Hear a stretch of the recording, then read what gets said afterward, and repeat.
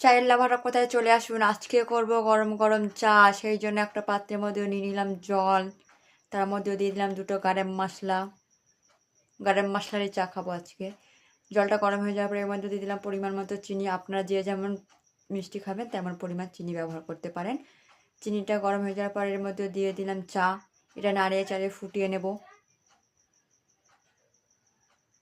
এটা ফুটিয়ে নেওয়ার পর এর মধ্যে দিয়ে দিলাম লিকুইড দুধ।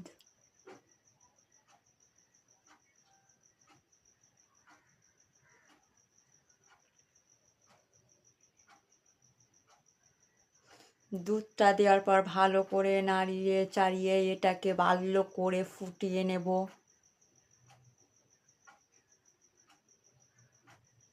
চায়ের কালারটা সেই এসছে। আপনারা কে কে খাবেন চলে আসুন। তো আমাদের গরম গরম চা